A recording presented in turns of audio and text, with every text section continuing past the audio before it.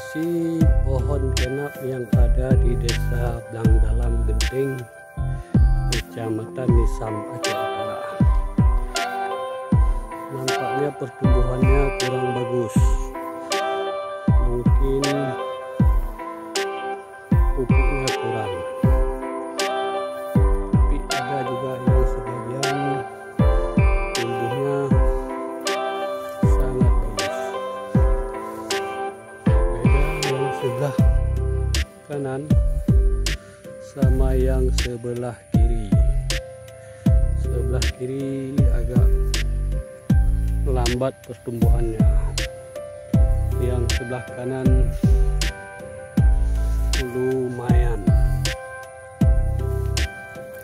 Ini kenap baru berumur sekitar 1 bulan 10 hari lebih kurang, dan kondisinya sebagian bagus pertumbuhannya dan sebagian kurang. Mungkin yang kurang-kurang ini pernah terendam banjir. Yang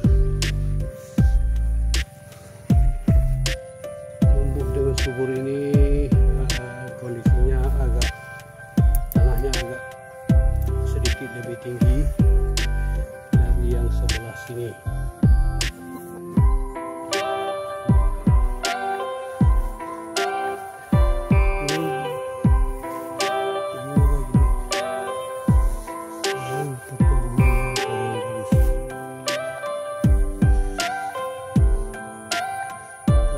Kalau udah kering begini, kita tambahin pupuk, mungkin dia akan tumbuh dengan sempurna.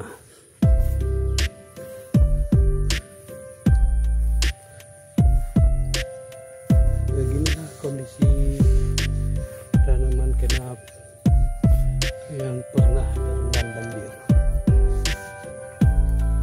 Di sebelah sini kondisi tanahnya agak lebih tinggi, pertumbuhannya lebih bagus.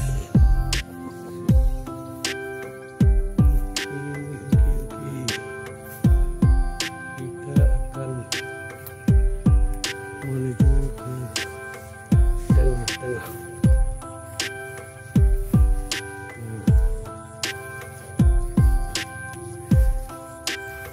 Ini tanahnya yang agak tinggi, lumayan bagus pertumbuhannya, dan ini yang masih ada sisa-sisa air, kurang bagus pertumbuhannya.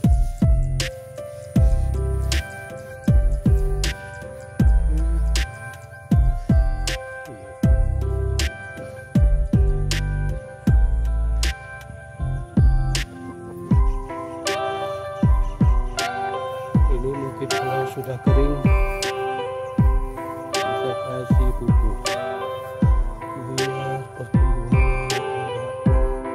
agak bagus.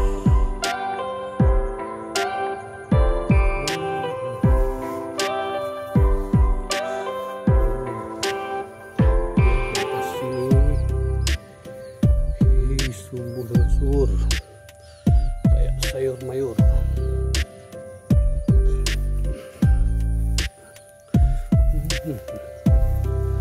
Yang lebih rendah agak terganggu pertumbuhannya.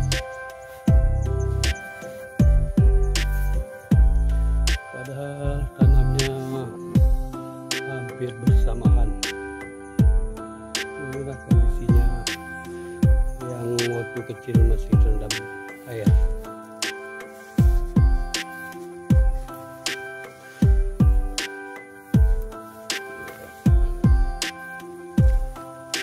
Ini agak tinggi,